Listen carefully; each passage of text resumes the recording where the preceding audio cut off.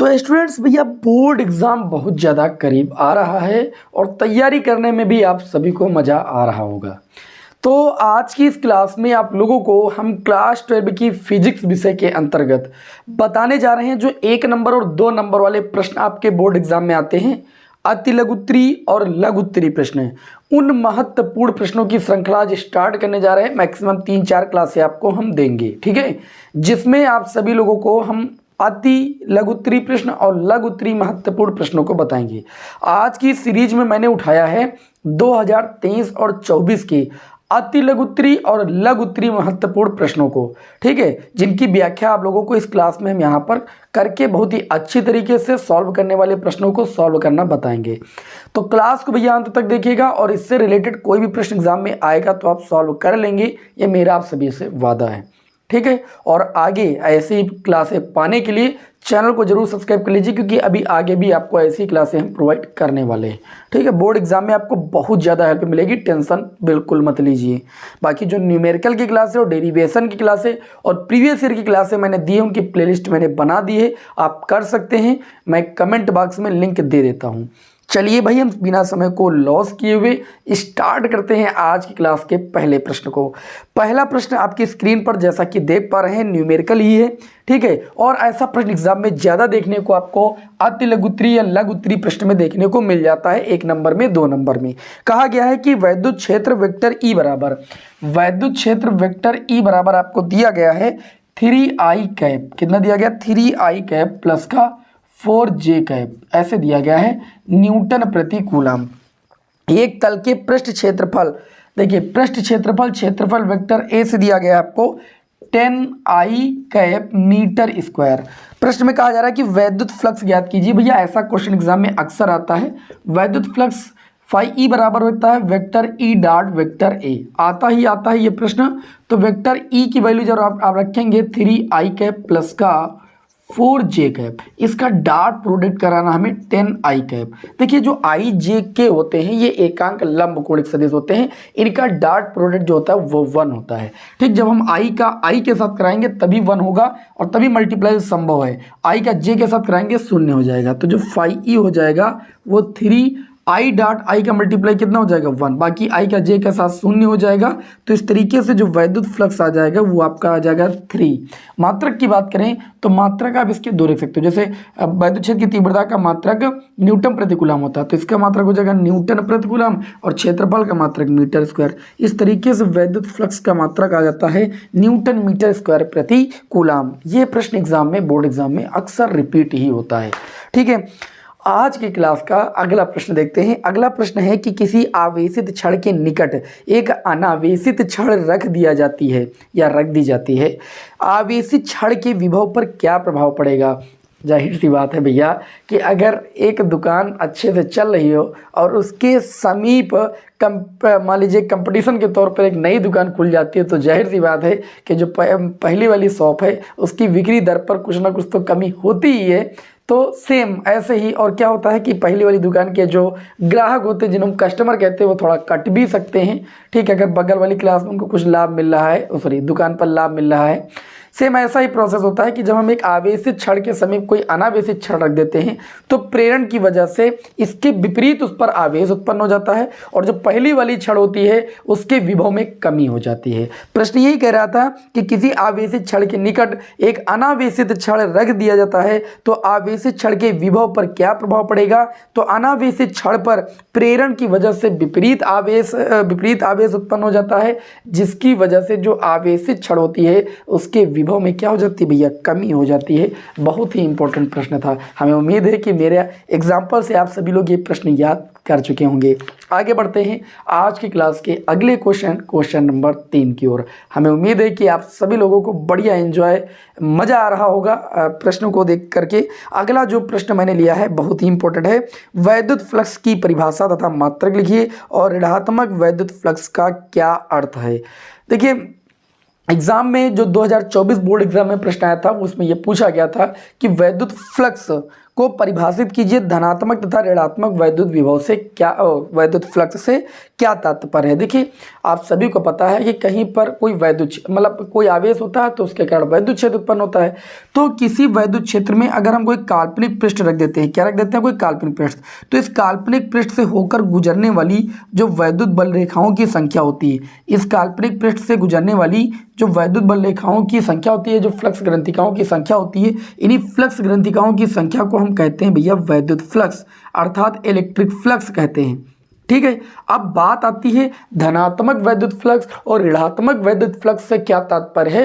तो जो धनात्मक वैद्युत फ्लक्स होता है वो कब होता है, जब वैद्युत बल रेखाएं इस काल्पनिक पृष्ठ से बाहर निकल रही हों, तो जो वैद्युत फ्लक्स होता है वो धनात्मक लिया जाता है। इस पर मैंने आपको 99 न्यूमेरिकल की सीरीज में एक न्यूमेरिकल भी बताया था, एनसीईआरटी बुक का सबसे इंपॉर्टेंट न्यूमेरिकल था। इसीलिए मैं कहता हूं कि जो 99 न्यूमेरिकल सीरीज जो मैं आपको प्रोवाइड किया हूं, डेरिवेशन की सीरीज जो प्रोवाइड किया उनको अच्छे से कर डालो। ठीक है, ये ऐसे इससे रिलेटेड प्रश्न एग्जाम में देखने को मिलते हैं। तो जब किसी काल्पनिक पृष्ठ में वैद्युत बल रेखाएं प्रवेश कर रही होती हैं तो वैद्युत फ्लक्स ऋणात्मक होता है, और जब काल्पनिक पृष्ठ से वैद्युत बल रेखाएं निकल रही हो तो जो वैद्युत फ्लक्स होता है वो आपका धनात्मक होता है। और वैद्युत फ्लक्स होता क्या है, किसी वैद्युत क्षेत्र में स्थित काल्पनिक पृष्ठ से होकर गुजरने वाली कुल वैद्युत बल रेखाओं की संख्या को या संख्या की माप को उस काल्पनिक पृष्ठ से बद्ध हम क्या कहते हैं भैया, वैद्युत फ्लक्स कहते हैं। और आपको अच्छे से याद है वैद्युत फ्लक्स गॉस की प्रमेय में बताया गया है कि किसी काल्पनिक पृष्ठ से किसी बंद पृष्ठ से गुजरने वाला कुल वैद्युत फ्लक्स उस पृष्ठ द्वारा परिबद्ध कुल आवेश का 1/ε0 गुना होता है। ठीक है, तो आज की क्लास के हम अगले क्वेश्चन की ओर बढ़ेंगे, क्वेश्चन नंबर भैया 4 की ओर। ओके, व्याख्या को ध्यान से समझिए जो मैं आपको बता रहा हूं करके, ठीक है, क्योंकि इससे रिलेटेड ही प्रश्न एग्जाम में आता है। अगला जो क्वेश्चन लिया मैंने क्वेश्चन नंबर 4, इसमें दिया गया है कि स्मॉल m द्रव्यमान तथा स्मॉल q आवेश का एक कण एक समान वैद्युत क्षेत्र E में विरामावस्था से चलकर स्मॉल d दूरी तय करता है। कितनी दूरी तय करता है, स्मॉल d दूरी तय करता है। सिद्ध कीजिए कि कण द्वारा जो अर्जित वेग है स्मॉल v बराबर √2q कैपिटल E इंटू में स्मॉल d अपान में m है। ये प्रश्न बहुत ही बढ़िया है और इसको थोड़ा सा समझने की जरूरत है। अगर हम बात करें तो हम सभी लोग जानते हैं वैद्युत क्षेत्र में कण पर कार्य करने वाला जो वैद्युत बल होता है उसे हम F बराबर कहते हैं। F बराबर होता है EQ। ये कहाँ से आया है, ये वैद्युत क्षेत्र की तीव्रता वाला जो सूत्र पढ़े थे E बराबर F अपान Q, वहाँ से मैंने F बराबर निकाला है EQ, जहाँ क्यों क्या है भैया, आवेश है। आवेश का मान क्यों ही बोला गया है रखने के लिए।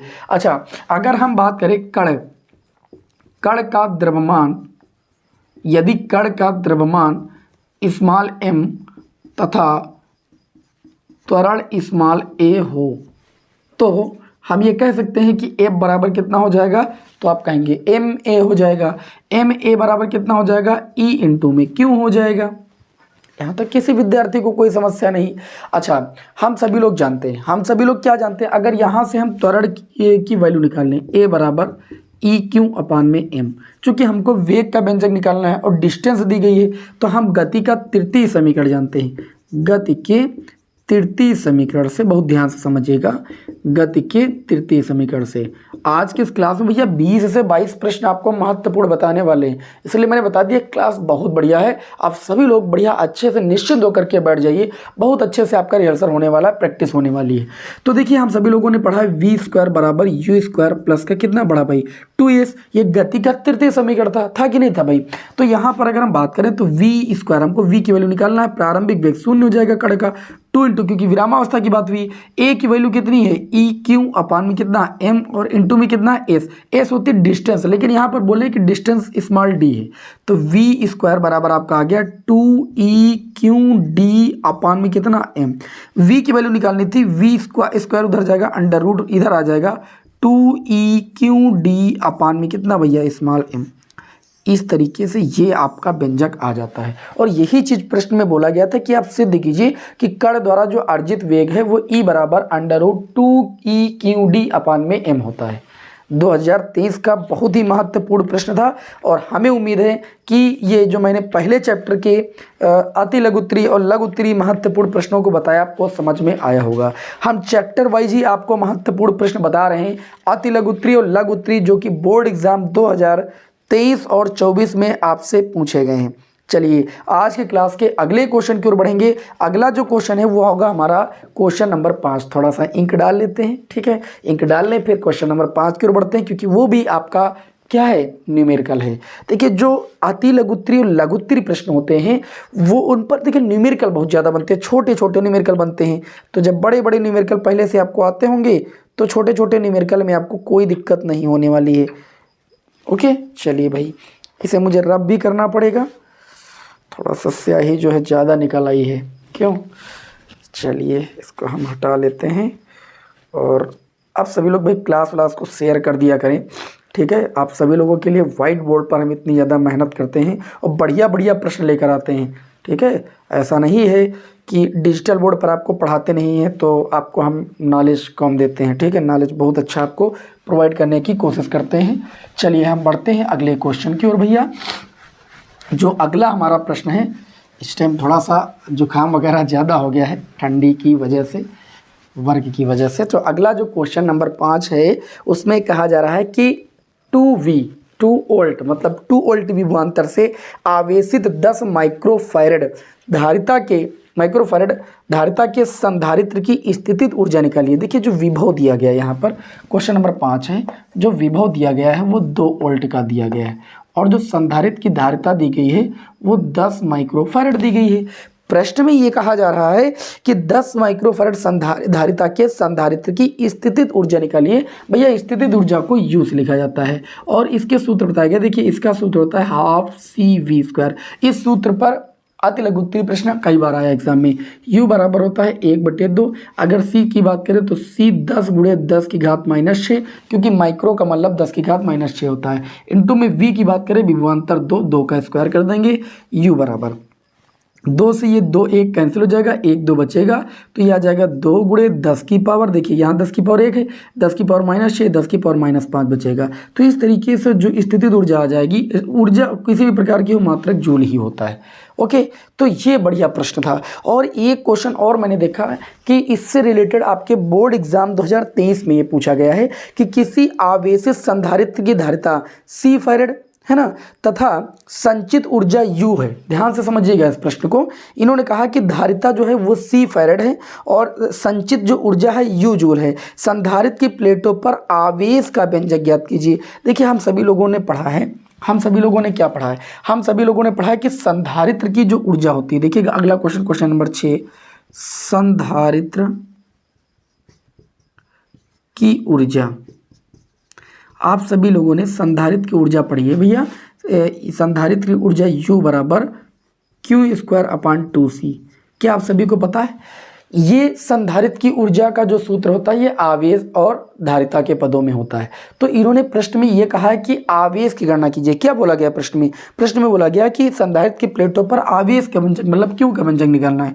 तो Q² बराबर हो जाएगा U इंटू में कितना भैया 2C। अच्छा Q की वैल्यू निकालेंगे तो ये हो जाएगा √2UC। यही संधारित्र की प्लेटों पर आवेश का व्यंजक हो जाएगा। कब? जब आपको स्थितिज ऊर्जा दी जाए और संधारित्र की धारिता दी जाए, तब का ये व्यंजक है। ओके, बहुत बढ़िया प्रश्न था ये भी, ठीक है। तो ये था क्वेश्चन नंबर 6। अब हम बढ़ेंगे अपने क्वेश्चन नंबर भैया 7 की ओर, ठीक है। तो ये टोटल कितने प्रश्न हो गए अभी तक? टोटल मैंने अभी तक आपको टोटल 6 प्रश्न भैया सॉल्व करा दिए।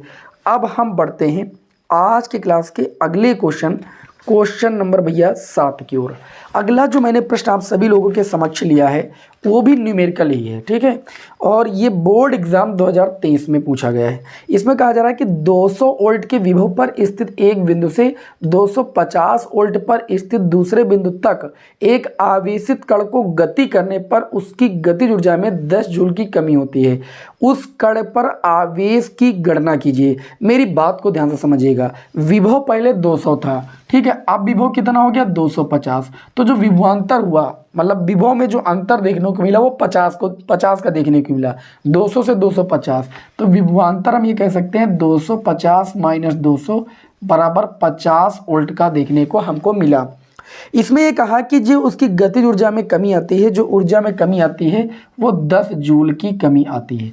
प्रश्न में ये कहा गया है उस कण का आवेश ज्ञात कीजिए, मतलब क्योंकि आपको गणना करना है। आप सभी लोगों ने पढ़ा है, क्या पढ़ा है? आप सभी लोगों ने पढ़ा है कि जो विभवांतर का सूत्र होता है वो क्या होता है, ऊर्जा और बटे में किसके बराबर होता है, आवेश। ऊर्जा यहाँ पर W से नहीं लिखा मैंने, K से लिख दिया है।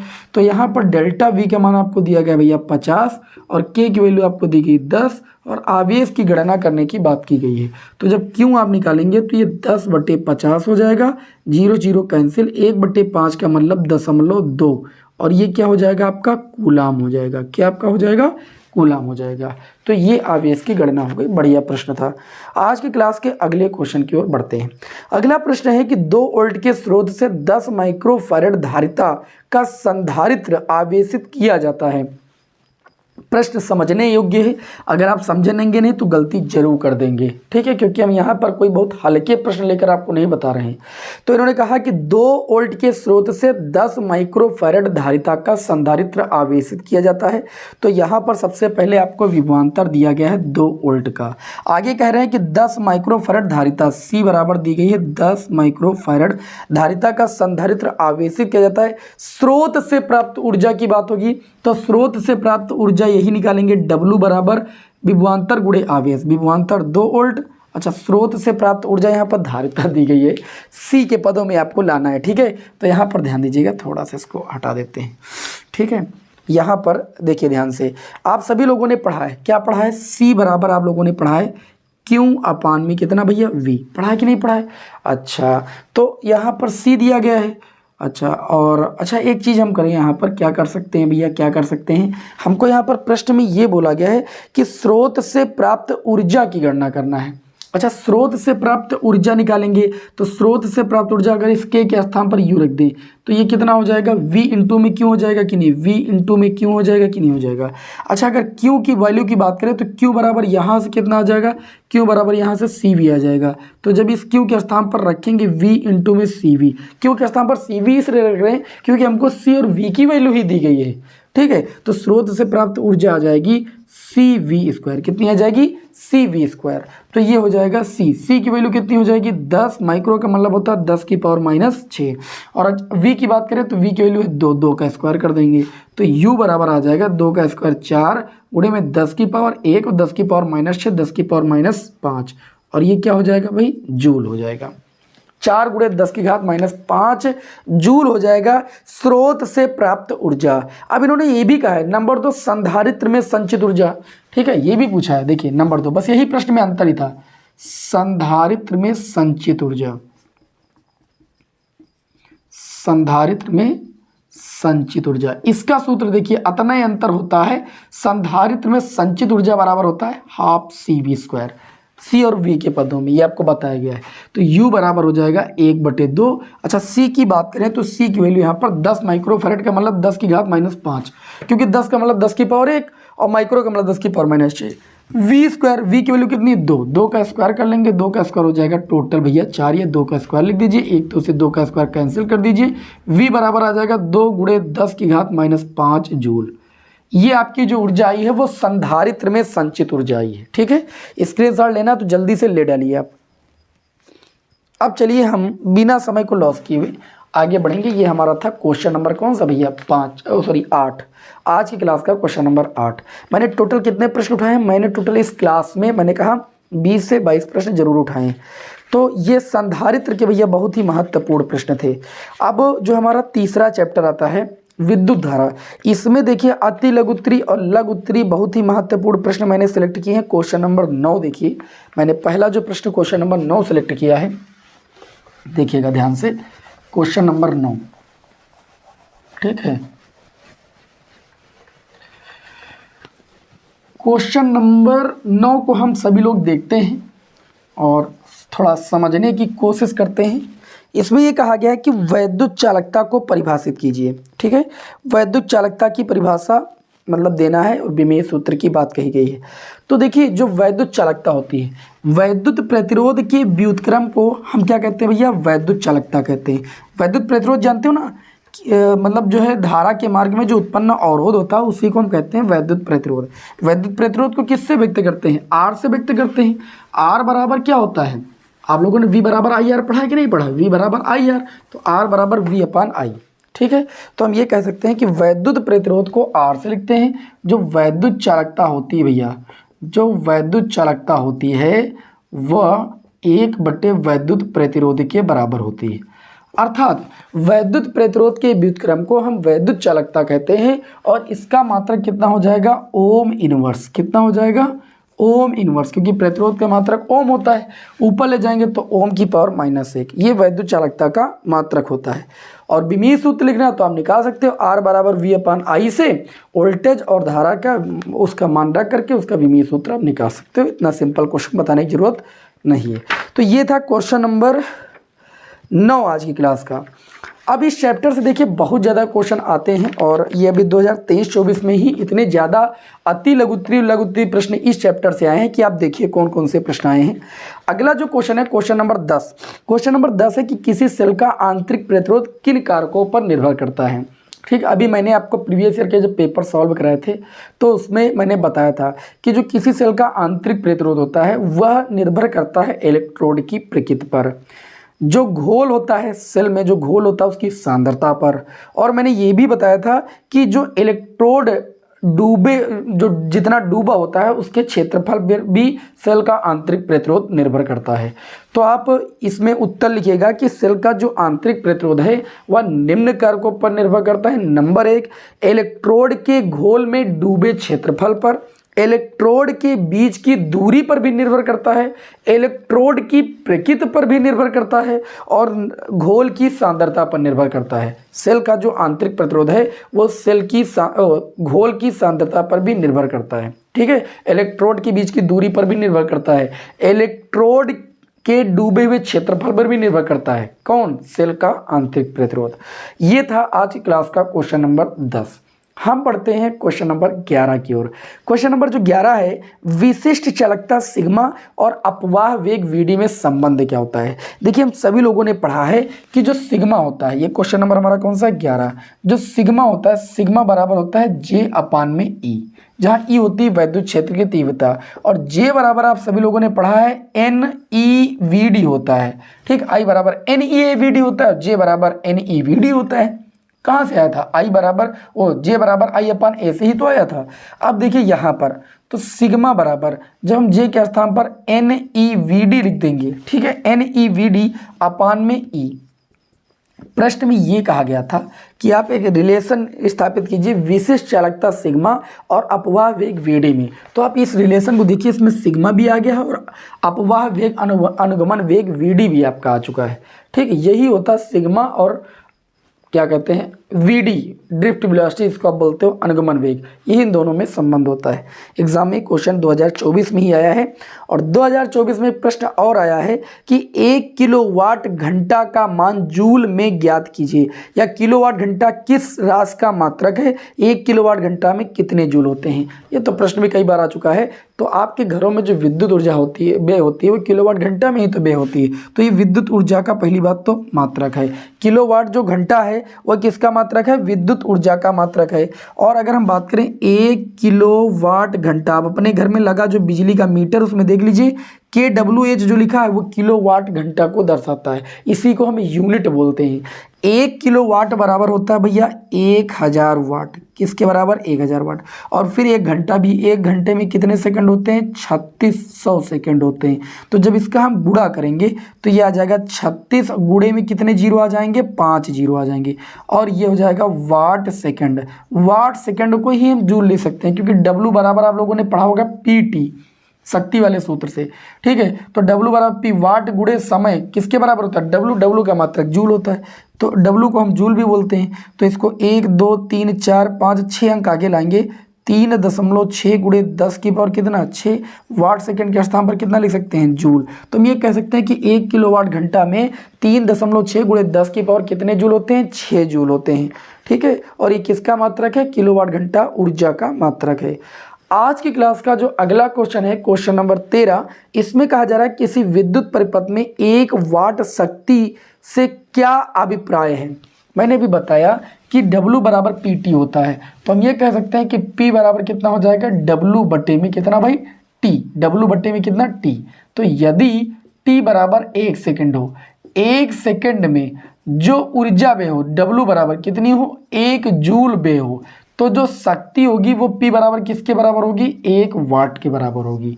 अर्थात अगर T का मान 1 हो और जो व्यय ऊर्जा हो वो 1 जूल हो तो जो शक्ति का मान होगा वो 1 वाट के बराबर होगा। प्रश्न में यही कहा गया किसी वैद्युत परिपथ में 1 वाट शक्ति से क्या अभिप्राय है, तो किसी वैद्युत परिपथ में 1 सेकंड में यदि 1 जूल वैद्युत ऊर्जा व्यय होती है तो हम ये कह सकते हैं कि जो शक्ति होगी वो 1 वाट के बराबर होगी। ये था आज की क्लास का हमारा क्वेश्चन नंबर 13। हम बढ़ते हैं क्वेश्चन नंबर 14 की ओर। क्वेश्चन नंबर 14 को भैया बहुत ध्यान से देखिएगा, ठीक है। आप सभी लोग लगातार अगर क्लास से जुड़ रहे हैं तो क्वेश्चन बहुत ही बढ़िया बढ़िया आप सभी लोगों के समक्ष मैंने सेलेक्ट किए हैं, आपको मज़ा आ रहा होगा। अगला जो क्वेश्चन है, इन्होंने एक परिपथ बनाया है और यहाँ पर कुछ ऐसा परिपथ बनाया है, इसको ध्यान से देख लीजिएगा भाई, ठीक है। हम परिपथ अपने स्तर से बनाए दे रहे हैं, जैसा भी बनाया है इन्होंने टूटा फूटा हम किसी तरीके से आपके सामने बनाए दे रहे हैं, ठीक है। ये आप देख पा रहे हैं, ये मैंने परिपथ बना दिया है।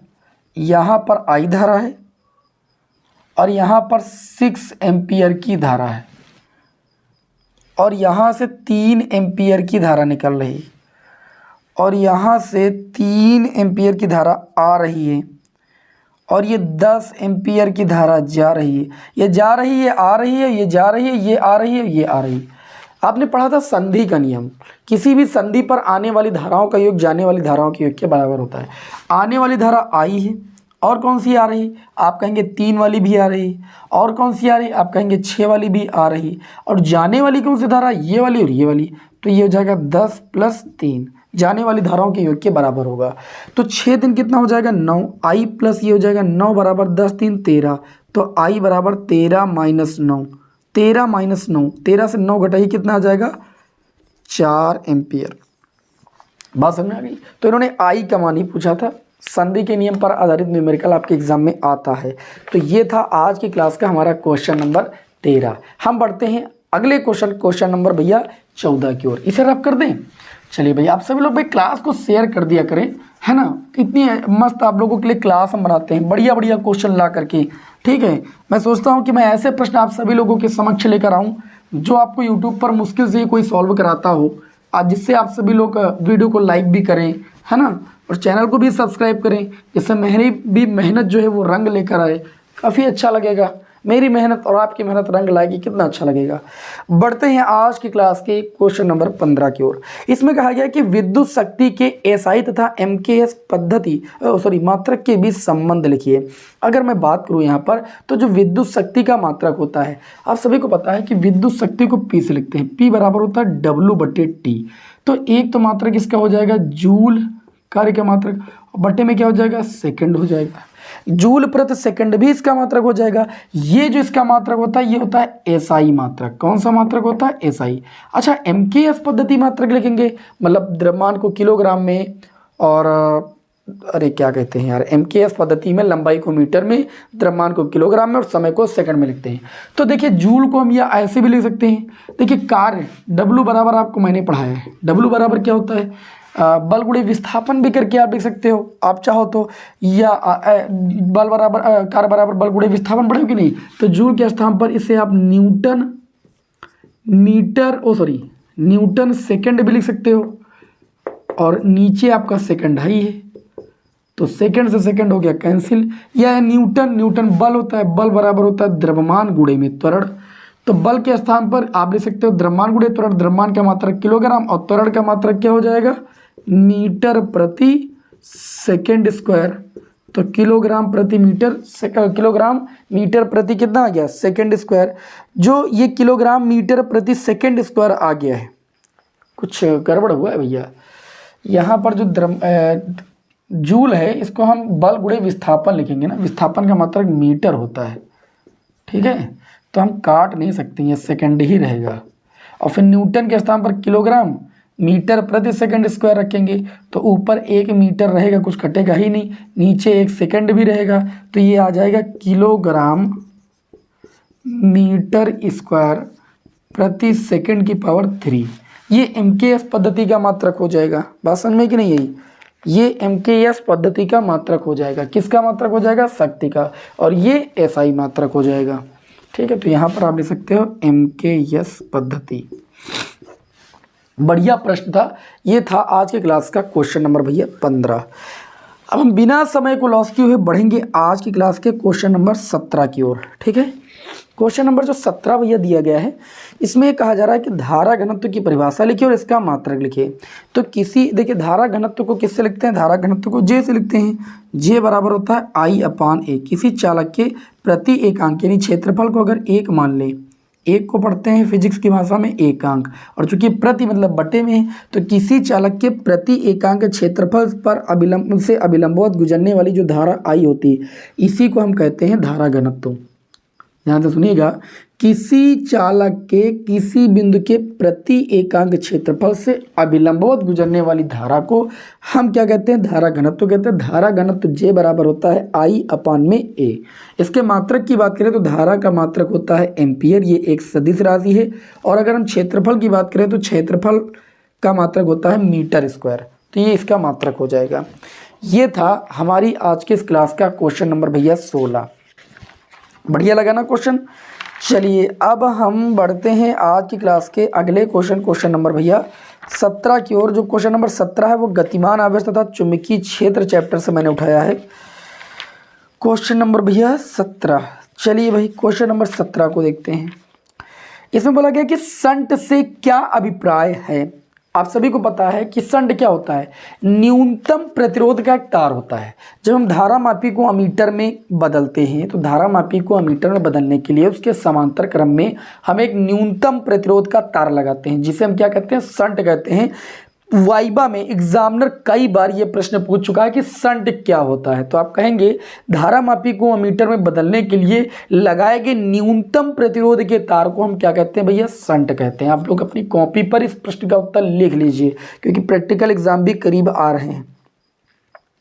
अगला जो क्वेश्चन नंबर 18, एम्पियर का परपथीय नियम क्या है? तो एम्पियर के परपथीय नियम में बताया गया है कि किसी बंद परिपथ की सीमा के अंदिश जो चुंबकीय क्षेत्र B होता है, इसका रेखीय समाकलन, ठीक है, इसका रेखीय का मतलब L लंबाई के सापेक्ष समाकलन जो होता है, इसका जो रेखीय समाकलन होता है पथ द्वारा घिरी नेट धारा I का μ0 गुना होता है।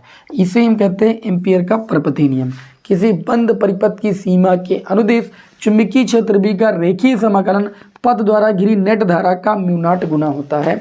इसे कहते हैं एम्पियर का भैया परपथीय नियम। आगे जो अगला क्वेश्चन है, अगला क्वेश्चन ये है कि एक समान चुंबकीय क्षेत्र से क्या अभिप्राय है? उपयुक्त आरेख की सहायता से समझाइए। तो चुंबकीय क्षेत्र में वह स्थान जहां पर चुंबकीय बल लिखा है परस्पर क्या हो? समांतर हो, एक दूसरे से समदूरस्थ हो, ठीक है, वह क्षेत्र क्या कहलाता है? एक समान चुंबकीय क्षेत्र। ऐसे बल रेखाएं जो हों वो परस्पर आपस में समांतर हों, एक दूसरे से समदूरस्थ हों, तो इसी को हम कहते हैं एक समान चुंबकीय क्षेत्र। ये भी है, इसको कहते हैं एक समान चुंबकीय क्षेत्र। ये एग्जाम में प्रश्न आया कि एक समान चुंबकीय क्षेत्र को प्रदर्शित कीजिए, तो आप ऐसे प्रदर्शित कर सकते हैं। इस तरीके से भैया मैंने आज की इस क्लास में टोटल कितने प्रश्न उठाए? 20 प्रश्न उठाए, और हमें उम्मीद है कि ये क्लास आप सभी को अच्छी लगी होगी। अभी आप लोगों को हम और भी क्वेश्चन बताएंगे, अति लघुत्तरी लघुत्तरी प्रश्न, जैसे बोर्ड एग्जाम में कोई दिक्कत आपको ना हो। क्लास आज की कैसी लगी हमें कमेंट बॉक्स में ज़रूर बताइएगा। आगे के महत्वपूर्ण प्रश्नों के साथ हम आपको नेक्स्ट क्लास में मिलते हैं। जय हिंद, वंदे मातरम।